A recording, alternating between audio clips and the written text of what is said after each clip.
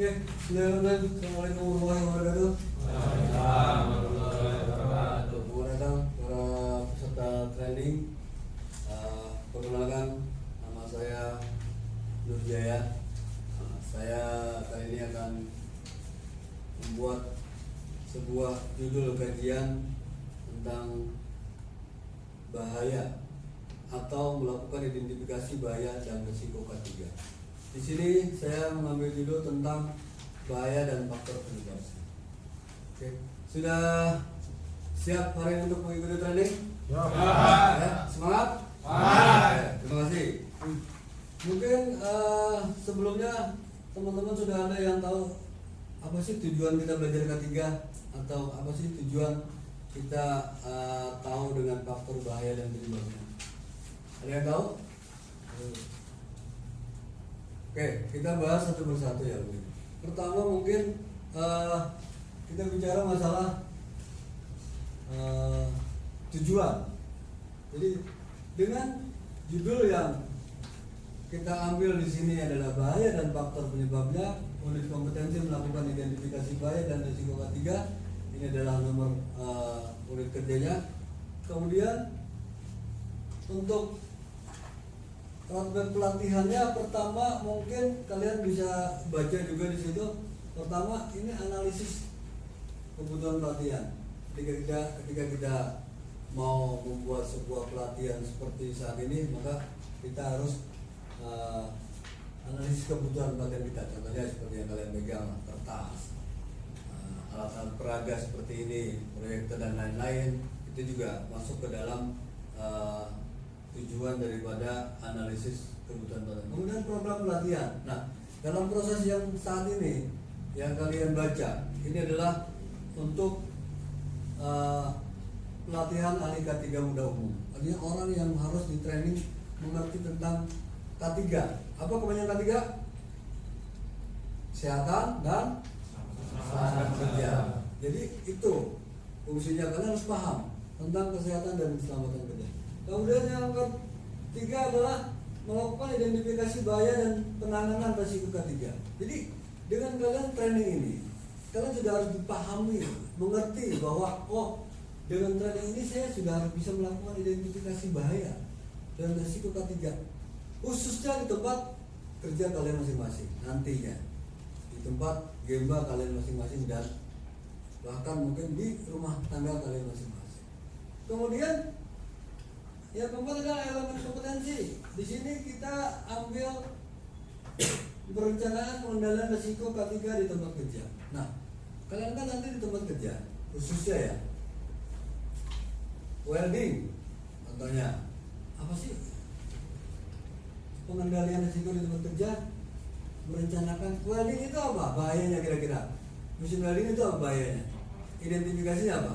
Bakaran. Terus meledak juga kalau kepanasan, panas, pasti sangat panas. Itu adalah resiko-resiko daripada pekerjaan welding. Nah, bagaimana cara kalian bisa mengidentifikasi masalah itu supaya bisa diminimalisir bahayanya? Kemudian yang kelima adalah untuk kriteria unjuk kerja, hasil identifikasi faktor bahaya dianalisis pada setiap lokasi tempat kerja. Jadi kalian menganalisa dulu ketika kalian kerja, ini bagian saya, analisa apa sih faktor-faktor yang akan menyebabkan bahaya di tempat saya kerja. Welding, dilihat mesinnya, ada korsletnya enggak, ada tutup yang terbukanya enggak, kemudian situasi sekitar, ada enggak bahaya-bahaya zat-zat kimia yang dekat dengan saya atau zat-zat yang mudah terbakar. Karena ketika kalian ngelas, percikan itu kan pasti kan kemana-mana kan. Nah, jangan sampai di situ ada zat-zat kimia atau cairan-cairan yang mudah terbakar, bisa nyamber kalian. Contohnya seperti halnya yang kejadian di Kasisio kebakaran malam itu kan. Pernah tahu nggak waktu itu? Ya kan? Itu gara-gara apa? Gara-gara percikan gerinda yang nyampe air kebakaran malam. Cuman kecil sih, keburu dipadamkan. Kemudian untuk judul intro teachingnya, saya mengambil judul menciptakan ahli K3 muda yang bisa mengidentifikasikan bahaya dan faktor bahaya. Artinya saya pengen setelah kalian ini di sini nanti kita training, kalian mengerti tentang bahaya, bisa identifikasi bahaya di tempat kerja kalian masing-masing, dan kalian bisa meminimalisir bahaya sehingga kalian terhindar daripada faktor-faktor bahaya yang nanti akan terjadi. Kemudian apa sih tujuannya kita training? Nah, tujuannya pertama menjelaskan kondisi bahaya dan kondisi aman. Jadi kalau kalian sudah belajar tentang K3, kita harus tahu tujuannya untuk menjelaskan kondisi bahaya dan kondisi aman. Kemudian menjelaskan bahaya dan faktor-faktornya, menjelaskan cara identifikasi bahaya, supaya kalian bisa mengidentifikasi semua bahaya-bahaya yang nanti ada di pekerjaan kalian. Oke, next. Nah, kemudian manfaatnya adalah setelah mengikuti pelatihan diharapkan memberikan manfaat sehingga peserta mampu mengidentifikasi bahaya minimal di tempat kerja kalian masing-masing. Oke, di sini ada pertanyaan. Lanjut ya. Oke. Pertama kita di sini masuk ke dalam pengertian bahaya. Di lembar kedua baliknya ya. Pengertian bahaya adalah mungkin secara definisi bahaya merupakan sumber potensi kerusakan atau situasi yang berpotensi menimbulkan kerugian atau sumber bahaya bahkan menyebabkan sampai dengan kematian. Itu yang dimasukkan dengan bahaya. Kemudian kondisi aman. Kondisi aman ya kebalikannya daripada kondisi bahaya. Kondisi aman adalah suatu kondisi di mana atau kapan munculnya sumber bahaya dapat dikendalikan ke tingkat yang memadai. Jadi ketika ada bahaya, saya contohkan gini, ada bahaya nih, misalkan, bahaya apa nih, misalkan AC, misalkan. AC-nya tiba-tiba dia kayak hawanya panas, itu berarti ada efek freonnya habis, misalkan. Nah, efek bahayanya apa nih kalau kita keburu-buru investigasi? Bisa jadi di ruangan ini kita akan berang semua, pindah lokasi. Itu salah satu. Kemudian efek bahaya yang lain, ketika kalian lewat koridor ada plafon yang jatuh, mau jatuh lah, bukan jatuh, mau jatuh, itu namanya efek bahaya. Akan terjadi insiden. Nah kalian harus laporkan, Pak, plafonnya mau jatuh Pak, atau kalian pindah nanti jalannya jangan lewat situ. Jadi kalian posisi aman, cari posisi, atau plafonnya dibenerin segera. Jadi amannya itu adalah ketika kondisi bahaya sudah bisa di netralisir atau dibawa ke tempat yang lebih ke tingkat yang memadai. Ya, bisa dipahami? Nanti kalian tinggal definisinya masing-masing pekerjaan pasti kalian akan bisa mencari. Kemudian manfaat kita belajar identifikasi. Identifikasi itu artinya kita mencari masalah, mengorek-ngorek, mencari solusi. Apa sih penyebabnya? Itulah yang dimaksud dengan identifikasi. Kenapa sih bisa sampai terjadi? Bagaimana supaya menanggulangi ini tidak terjadi? Itu masuk ke dalam ranahnya identifikasi bahaya. Pertama, mungkin manfaat identifikasi mungkin kita mengetahui dengan jelas indikasi di mana faktor bahaya itu berada. Identifikasi ini, kenapa sih AC-nya kok panas? Identifikasi, apakah ada elemen yang rusak atau adanya freonnya habis. Itu sampai ke titik sana kalau identifikasi. Kenapa sih orang kok setiap lewat situ kok orang nggak pada lewat situ ya harus belok ke kiri? Karena berarti di situ karena jalan itu nggak bagus, berduri, atau orang mungkin nggak bisa lewat situ jadi orang belok ke kiri. Harus diinvestigasi. Kenapa sih mesin ini selalu rusak? Investigasi. Oh ternyata dari proses awalnya bahan yang digunakan dengan mesin yang digunakan itu berlawanan, berbeda. Dia harusnya ngegiling ibaratnya beras, tapi mesin ini suruh ngegiling singkong, ya berat gitu loh. Bisa sih bisa, tapi berat. Bukan ininya ya. Jadi efek faktor bahayanya selalu akan ada. Kemudian faktor-faktor bahaya itu apa aja sih? Faktor-faktor bahaya itu. Pertama mungkin adanya faktor biologi, ya. Kemudian faktor bahaya kimia, faktor bahaya fisik dan mekanik, faktor bahaya biomekanik dan faktor bahaya sosial psikologis. Ada yang tahu faktor bahaya biologi itu apa aja contohnya? Hah? Jamur. Nah ini.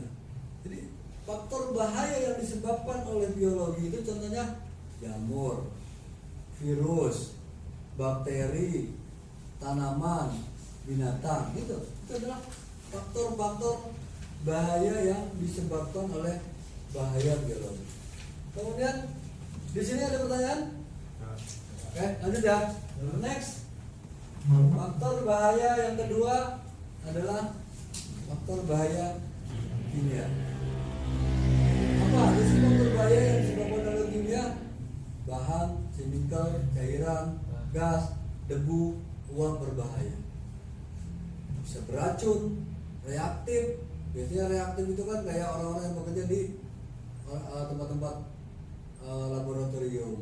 Nah, kemudian radioaktif, mudah meledak, mudah terbakar atau menyala. Ini untuk cairan-cairan yang mudah terbakar yang ditempatkan di tempat panas. Ya. Kemudian iritan itu mungkin ya sejenis iritasi. Kemudian korosif. Nah, itu biasanya ini bahan-bahan kimia ini adalah bahan-bahan yang bisa menyebabkan bahaya. Kenapa mereka harus disediakan tempat khusus? Karena ini bahayanya. Jika terkena tangan bisa jadi korosif kalian, tangan kalian pasti akan seperti besi yang korosif. Maka penanganan harus khusus, pakai sarung tangan, pakai masker, pakai kacamata sehingga cairan itu ketika dihirup tidak membunuh kalian. Ketika cairan itu terpegang, tangan kalian aman. Tangan kalian tidak iritasi dan lain-lain. Oke, lanjut. Oke, bahaya yang ketiga, faktor bahaya yang ketiga adalah faktor bahaya fisik dan mekanik. Nah, fisik dan mekanik ini nanti saat kalian masuk di dalam sebuah pekerjaan mesin khususnya ya. Kenapa? Di situ ada yang namanya faktor ketinggian. Secara fisik pekerjaannya tinggi, konstruksi infrastruktur, mesin, alat, kendaraan, alat berat, ini ada roda gigi, ada yang bergerak mekaniknya, kemudian tekanan, kebisingan, suhu, cahaya, listrik, getaran, radiasi, itu yang masuk ke dalam faktor-faktor bahaya yang disebabkan oleh fisik dan mekanik. Jadi kalian harus tahu, oh ternyata pekerjaan saya juga ada efek faktor bahayanya ya. Kalian cari tahu. Dan investigasi itu harus sampai menyeluruh kepada amannya bagaimana kita bekerja. Pakai sarung tangan kah? Pakai masker kah? Pakai helm safety kah? Sepatu safety, seragam safety. Sampai seperti itu kalian harus identifikasi. Kemudian faktor-faktor bahaya yang kelima adalah faktor bahaya sosial, psikologis. Apa aja tadi itu? Tuh, coba baca. Hairul.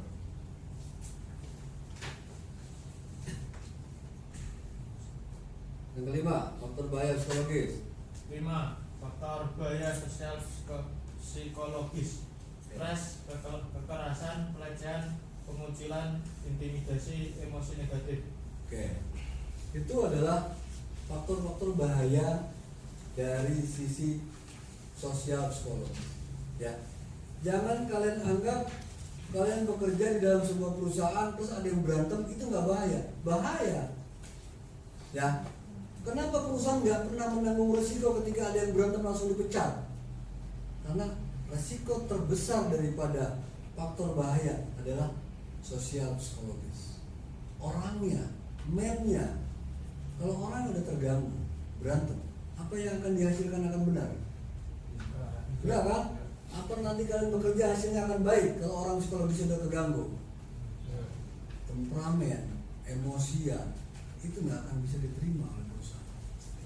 Makanya masuk ke dalam faktor bahaya sosial psikologis, stres, kekerasan, pelecehan, pemunculan, intimidasi, dan emosi negatif. Terutama emosi negatif, orang yang emosian, orang yang kekerasan, wataknya keras, Kalau stres itu karena beban pekerjaan biasanya. Jadi makanya kalian harus mental baja kalau kalian masuk perusahaan. Jangan sampai stres. Ketika kalian sudah menghadapi masa-masa kalian, aduh, kayaknya capek banget nih, istirahat aja. Karena apa? Beban pekerjaan terlalu berat akan menyebabkan kalian stres. Istirahat aja dulu, santai. Setiap 2 jam sekali santai, istirahat minum apa. Jadi kalian relax, jangan sampai stres. Terus kemudian pelecehan, kalian juga bekerja, jangan sampai kalian melecehkan orang lain kalau kalian tidak mau dilecehkan juga. Ya, intinya kalian bekerja harus betul-betul sama-sama menghormati dan sama-sama kalian juga berniat bahwa di kerja itu lebih daripada hal-hal yang kalian dapatkan di tempat. Kemudian Ubaidillah, ya? Oke, silakan baca. Langkah identifikasi. Langkah identifikasi bahaya dan penilaian risiko. 1. Kumpulkan semua informasi mengenai bahaya yang ada di tempat kerja. 2. Lakukan inspeksi secara langsung untuk menemukan potensi bahaya yang ada di tempat kerja. 3. Lakukan identifikasi bahaya terhadap keselamatan kerja. 4. Lakukan investigasi pada setiap insiden yang terjadi. 5. Lakukan identifikasi bahaya yang terkait dengan situasi darurat dan aktivitas non-rutin. 6. Kelompokkan sifat bahaya yang teridentifikasi. Tentukan langkah-langkah pengendalian sementara dan tentukan prioritas bahaya yang perlu pengendalian secara permanen. Oke, nah dari data-data langkah-langkah identifikasi bahaya yang tadi kita dapati 6 langkah yang harus kita sebagai ahli ketiga kita harus tahu caranya. Pertama mungkin ini ya, dengan cara mengumpulkan semua informasi mengenai bahaya yang ada di tempat kerja. Nah ini tadi saya contohkan, ketika kalian masuk, identifikasi sumber bahaya, kumpulkan informasi. Contohnya sama orang baru nih, kita kan orang baru nih, informasi kita ini mas, ini musimnya di sini pernah ada faktor bahaya apa aja ya. Nah kita di situ cari informasi terkait buku panduan manual, material, safety data sheet, MSDS, kalian cek semua nih. Kemudian laporan inspeksi langsung, lapangan nanya-nanya sama operator apa sih bahayanya di sini yang pernah terjadi. Jadi dari situ kalian bisa mengambil kesimpulan kita harus amannya bagaimana, bekerja dengan baik supaya lebih aman. Kemudian yang kedua mungkin lakukan inspeksi secara langsung. Jadi dengan cara melakukan inspeksi rutin, mesin dan semuanya supaya kalian paham, mengerti dengan apa yang kalian akan kerjakan. Kemudian libatkan pekerja untuk ikut berpartisipasi dalam inspeksi. Dokumentasikan setiap inspeksi yang terverifikasi. Jadi kalian tuh betul-betul bekerja hati-hati, inspeksi bahaya. Ketika ada bahaya yang berpotensi bahaya harus segera kita lakukan penanganan. Kemudian yang ketiga, lakukan identifikasi bahaya terhadap kesehatan kerja. Next, kemudian yang keempatnya, kita melakukan investigasi terkait pada setiap insiden yang terjadi. Nah, insiden ini adalah sebuah kecelakaan. Jadi ketika kalian melakukan investigasi terhadap setiap insiden yang terjadi, satu insiden di tempat kerja, termasuk kecelakaan kerja, penyakit akibat kerja, near miss, dan laporan tentang bahaya lainnya memberikan indikasi yang jelas tentang di mana bahaya itu. Jadi ketika orang tadi tiba-tiba terkena insiden, balik ke faktor tadi lihatnya, ini dia masuk ke faktor bahaya yang mana masuknya? Kena cairan kah? Berarti kan faktor kimia. Kena mesin kah? Berarti dia mekanik. Kemudian dia stres atau apakah? Masuk ke sosial psikologis. Apa dia misalkan tadi ke faktor biologis misalkan? Di faktor biologi apa? Contohnya tadi faktor biologi. Coba. Hah? Stres. Maka dia kena faktor biologis. Jadi hal-hal seperti itu yang kalian betul-betul harus pahami dan investigasi. Oke, langsung coba Setiawan di kesimpulannya apa coba? Kesimpulan, Ya. risiko adalah akibat atau konsekuensi dari bahaya dan paparan. Dengan demikian, risiko dapat dikurangi dengan mengendalikan atau menghilangkan bahaya atau dengan mengurangi paparan yang mengenai pekerja. Penilaian risiko membantu pengurus memahami bahaya yang ada di tempat kerja mereka dan memprioritaskan bahaya untuk segera dilakukan pengendalian secara permanen. Oke, risiko. Setiap pekerjaan pasti ada risiko. Ya, apalagi pekerjaan yang berhubungan dengan sumber bahaya. Sumber bahaya itu kan ya tadi kan kalian, sebenarnya kalian welding. Kan sumber bahaya kan api, ya kan? Bakaran. Nah, bagaimana risiko yang nanti bakalan terjadi? Kalian bisa langsung pelajari, investigasi. Jangan sampai kejadian. Karena apa? Sumber bahaya api dia akan terbakar kalau ada penyulutnya, kayak misalkan gas atau cairan yang mudah terbakar. Jadi dijadikan satu, dideketin, itu akan yang. Ketika kalian ngelas, jauhi material-material cairan-cairan yang mudah terbakar di sekeliling kalian. Kecuali misalkan kalian habis ngecat, habis ngelap-ngelap, terus timernya masih diletakkan di situ. Timer kan bahan kimia yang mudah terbakar juga. Jangan sampai timer kembalikan kepada tempat posisinya masing-masing. Jangan sampai kejadian kalian ngelas tahu-tahu kebakaran yang di mesin kalian nggak tahu. Ada tuh pernah kejadian di Gaji Zero ya, ngelas kebakaran mesinnya, dia masih ngelas, masih ngegerinda aja, nggak tahunya mesinnya kebakaran.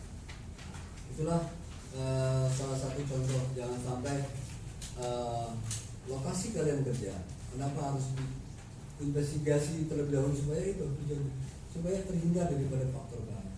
Nah, sekarang silakan saya ingin nanya dulu nih, Kevin, apa definisi daripada bahaya?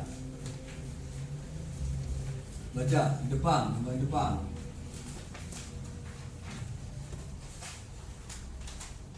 Oke, bahaya adalah ada nggak Ben? Bahaya merupakan sumber potensi kerusakan atau situasi yang berpotensi untuk menimbulkan kerugian. Oke, kemudian Dede Amarullah. Nah, apa yang maksud dengan aman? Aman safe adalah suatu kondisi di mana atau kapanpun sumber bahaya telah dapat dikendalikan ketika yang memadai dan ini adalah lawan dari bahaya. Oke, Anggit, coba apa tujuan dari kita mengerti tentang planning K3? Tujuannya apa?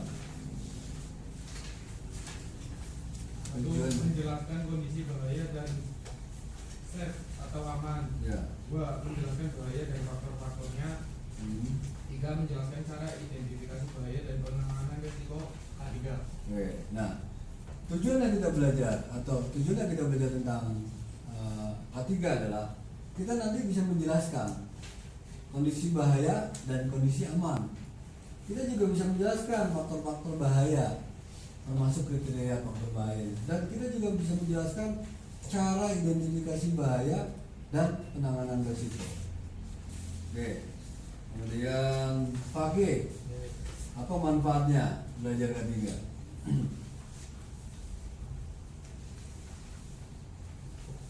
Bisa Memberikan manfaat. mengidentifikasi bahaya di tempat kerja. Nah, itu adalah manfaat kita belajar tentang K3. Oke, dari kilasan kalian belajar tentang K3.